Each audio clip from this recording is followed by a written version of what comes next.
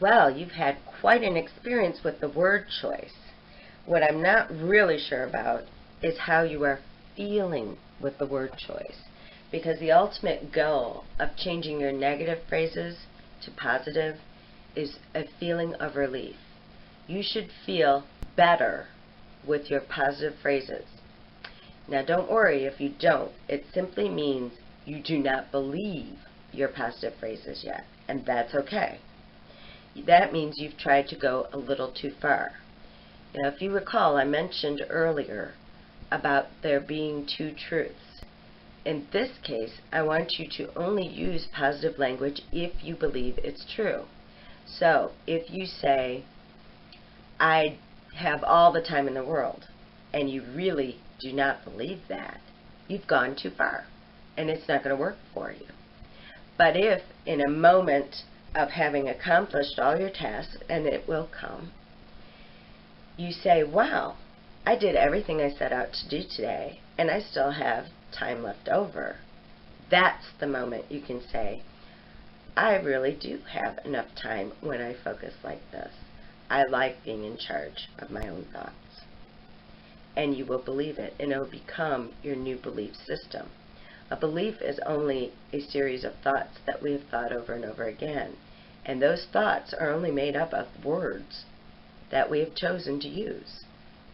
Now you're choosing new words. It's going to take time, but it will create new belief patterns, and you should feel a feeling of relief.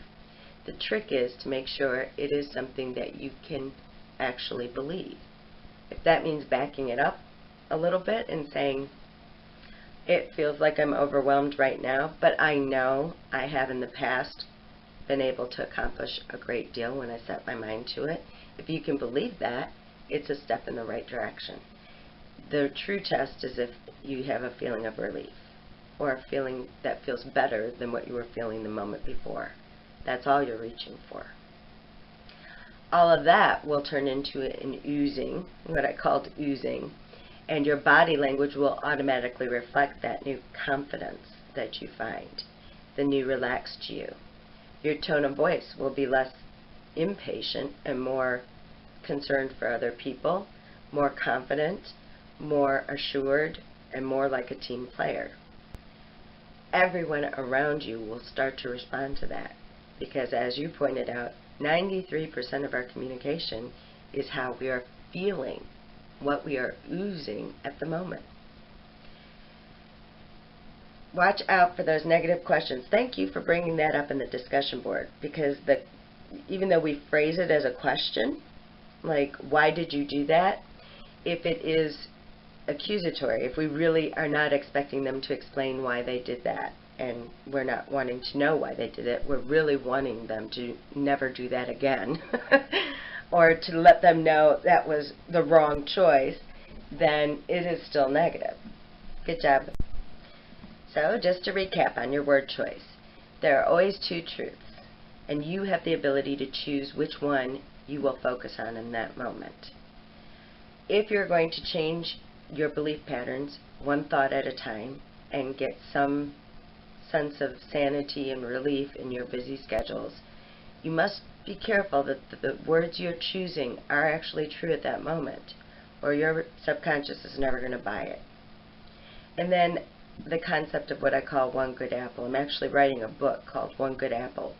And the theory is that just as one bad apple can spoil the whole bunch, and I'm pretty sure you've each had that experience, just one grumpy person in the office, and it just makes it so you don't want to go to work anymore. People get grumpy, it spreads, it's contagious.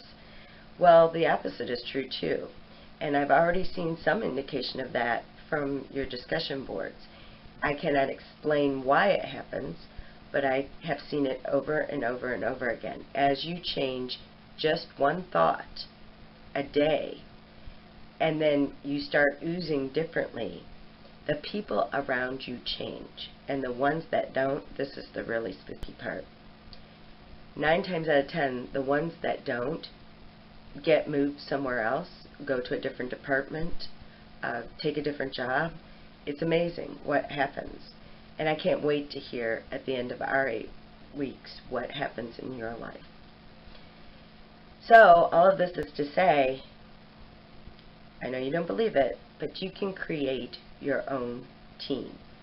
And you do it one thought at a time, one word at a time, one interaction at a time.